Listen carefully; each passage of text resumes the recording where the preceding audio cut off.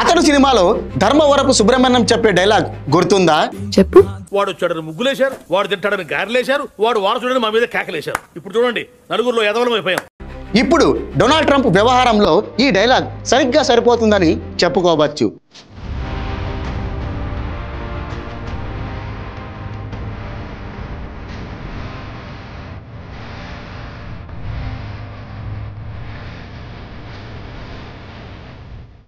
Trump విషయంలో మన భారతీయులతో పాటు కేంద్ర ప్రభుత్వం కూడా అత్యుత్సాహం ప్రదర్శిస్తే చివరికి ఆ ట్రంప్ మనల్నే బఫూలను చేశాడు.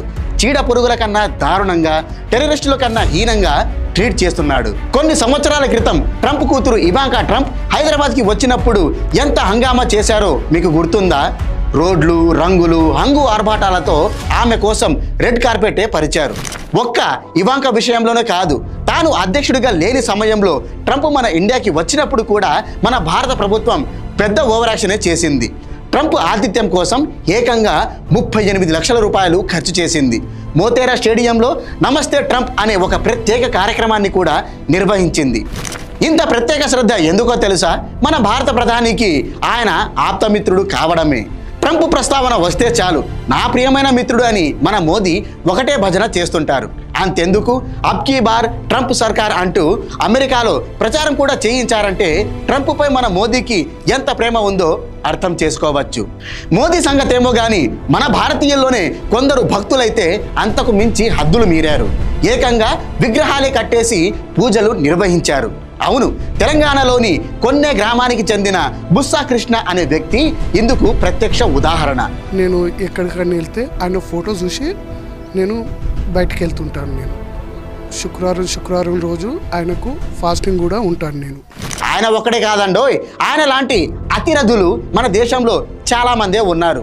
ఇక్కడ చెప్పదలుచుకున్నది ఏమిటంటే భారతీయుల దగ్గర నుంచి కేంద్ర ప్రభుత్వం దాకా ప్రతి ఒక్కరూ ట్రంప్ని నెత్తి మీద పెట్టుకున్నారు. అతనేదో మన దేశ భవిష్యత్తునే మార్చేస్తాడు అనేంతలాగా దేవుడితో సమానంగా చూస్తున్నారు. కానీ ఆ ట్రంప్ మాత్రం మన భారతీయుల్ని తన కాళ్ళ కింద పెట్టుకున్నాడు. ఇందుకు తాజా పరిణామాలే ప్రత్యక్ష సాక్ష్యం. ఇల్లీగల్గా అంటే అక్రమంగా మన భారతీయులు అమెరికాలో చొరబడ్డారని ఆరోపిస్తూ చేతులకే కాకుండా కాళ్లకు కూడా బేడులు కట్టి తిరిగి ఇండియాకి పంపిస్తున్నాడు. అది కూడా ఒక సైనిక విమానంలో పగడ్బందీగా సెక్యూరిటీ మధ్యలో. మరింత బాధాకరమైన విషయం ఏమిటంటే వందలాది మంది ప్యాసింజర్లు ఉండే ఆ విమానంలో కేవలం ఒక్కటంటే ఒక్క టాయిలెట్ మాత్రమే ఉంది. 18 గంటల పాటు సాగే ఆ ప్రయాణంలో ఒక్క టాయిలెట్ అంటే పరిస్థితి ఎంత దారుణంగా ఉంటుందో మీరే అర్థం చేసుకోండి. దానికి తోడు మన ఇండియన్స్కి ఫుడ్ కూడా సరిగ్గా ఇవ్వడం లేదు. అదేదో వీధి కుక్కలకు వేసినట్టు బర్గర్లు, శాండ్విచ్లను వారి మీద విసిరేస్తున్నారు. మరి ఇంత దౌర్భాగ్యమా? వాళ్ళేమి కరడుగట్టిన ఉగ్రవాదులా ఇంత దారుణంగా ట్రీట్ చేయడానికి? ఆ అమెరికన్లకు మన ఇండియన్స్ అంటే మరీ అంత చిన్న చూపా? అఫ్కోర్స్ మన భారతీయులు అక్రమంగా అమెరికాలో చొరబడ్డ మాట నిజమే. వాళ్ళు చేసింది ముమ్మాటికి తప్పే. వాళ్ళను తిరిగి భారత్కు పంపించడంలో కూడా ఎలాంటి తప్పు లేదు. కానీ ఏదో ఉగ్రవాదుల్లాగా వారికి బేడీలు వేసి భోజనం కూడా పెట్టనంత దారుణంగా ట్రీట్ చేయాల్సిన అవసరం ఏంటి? ఇక్కడే మన భారత ప్రభుత్వ వైఫల్యం అనేది ఒట్టి పడుతుంది. నా స్నేహితుడు, నా ఫ్రెండ్ అంటూ ట్రంప్తో భుజాలు తడుముకొని తిరిగే మన ప్రధానికి అదే ట్రంప్తో మాట్లాడి ఆ వలసదారుల కోసం కనీస సౌకర్యాలను ఏర్పాటు చేయించలేరా? నా భారతీయుల పట్ల ఇలా చేయడం కరెక్ట్ కాదని తన స్నేహితుణ్ణి నిలదీయలేరా? సరే, వాళ్ళు ఏర్పాట్లు చేయకపోతే కనీసం మన భారత ప్రభుత్వం తరఫు నుంచైనా ప్రత్యేక విమానాలు పంపాలి కదా. ఆ మాత్రం ఏర్పాట్లు కూడా చేయలేనంత అసమర్థుడా మన దేశ ప్రధాని? మీకు గుర్తుందో లేదో, గతంలో మన భారతీయుల్ని పాకిస్తాన్ వాళ్ళు అరెస్ట్ చేసి ఖైదీలుగా ఉంచుకుంటే వాళ్ళను విడిపించడానికి అప్పటి ప్రభుత్వాలు ఎంతో కసరత్తులు చేశాయి. పరాయి దేశంలో మన భారతీయుల పట్ల అన్యాయం జరుగుతోందని తెలిసి గౌరవంగా వారిని భారత్కు తీసుకొచ్చేందుకు నానా తంటాలు పడ్డారు. పాకిస్తాన్ లాంటి శత్రు దేశాలతోనే పోరాడి మన భారతీయుల్ని తీసుకురాగలిగినప్పుడు మిత్రదేశమని చెప్పుకొని తిరిగే అమెరికా నుంచి ఎందుకు తీసుకురాలేకపోతున్నారు? అంటే అమెరికాతో మాట్లాడి వారిని తీసుకొచ్చే స్తోమత మన ఇండియన్ సర్కార్కి లేదా? ఇప్పటికీ ఆ అమెరికాని చూసి మన భారత ప్రభుత్వం భయపడుతోందా? ఇక్కడ వాళ్ళ డిప్లొమసీ ఏమైంది? భారతీయుల్ని అలా బేడీలతో తీసుకొస్తూ ప్రపంచం ముందు మన భారత్ పరువు తీస్తుంటే చోద్యం చూస్తూ ఎందుకు కూర్చున్నారు? అమెరికాతో మంచి దౌత్య సంబంధాలున్నాయని చెప్పే జయశంకర్ కూడా నిమ్మకు నీరెత్తినట్టు ఉండడం మరీ విడ్డూరం. ఇక్కడ మరో విషయం ఏమిటంటే ట్రంప్ మూడో భార్య అయిన మెలీనియా ట్రంప్ కూడా ఒక విదేశీయురాలే.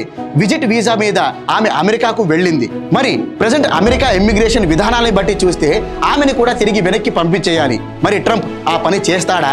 అంతెందుకు, ట్రంప్ని భుజాల మీద ఎత్తుకొని మరీ సపోర్ట్ చేస్తున్న ఎలన్ మస్క్ కూడా ఒక వలసదారుడే. మరి అతని పరిస్థితి ఏంటి? సరే, అవన్నీ మనకెందుకు, వాళ్ళ దేశం వాళ్ళ ఇష్టం. కానీ మన దేశస్తుల్ని తిరిగి వెనక్కు తీసుకురావడంలో భారత్ వ్యవహరిస్తున్న తీరు మాత్రం సమ్మతించదగినది కాదు. ఈ విషయంలో ప్రధాని నరేంద్ర మోదీ పూర్తిగా ఫెయిల్ అయ్యారు. తనకు బిల్డప్పులు ఇవ్వడం తప్ప పనితనం చేత కాదని ఇక్కడ ఆయన నిరూపించుకున్నారు. మన పరువు పక్కనోడు కాదు, మనమే తీసుకుంటున్నామని చెప్పుకోవడానికి ఈ పరిణామమే ఒక చక్కటి ఉదాహరణ. ఇక్కడ కొంతమంది సోకాల్డ్ భక్తులు రష్యా ఉక్రెయిన్ వార్ గురించి అడగొచ్చు. ఆ రెండు దేశాల మధ్య యుద్ధం మొదలైనప్పుడు ఆ యుద్ధాన్ని ఆపి భారతీయుల్ని ప్రభుత్వమే తీసుకొచ్చిందని డబ్బా కూడా కొట్టచ్చు. కానీ అదంతా అబద్ధమని, కేవలం ఒక ప్రచారం మాత్రమేనని ఆ తర్వాత తేలిపోయింది. అందుకే కదా కొన్ని రోజులయ్యాక మోదీని అంటూ నెట్టింట్లో ట్రోల్ చేశారు. సరే, ఆయన నిజంగానే యుద్ధం ఆపేసి మన భారతీయుల్ని తెచ్చాడని నమ్ముదాం, జస్ట్ కాసేపు నమ్ముదాం. అలాంటి మోదీకి తన స్నేహితుడు ట్రంప్తో మాట్లాడి, హలో మావా, మన ఇండియన్స్ని జాగ్రత్తగా ఇంటికి పంపు, గౌరవ మర్యాదలో రోడ్డు రాకూడదు అని ఫోన్ చేసి చెప్పొచ్చు కదా. ఎందుకు చేయట్లేదు? ఈ విషయాన్ని మీ ఊహకే వదిలేస్తున్నా.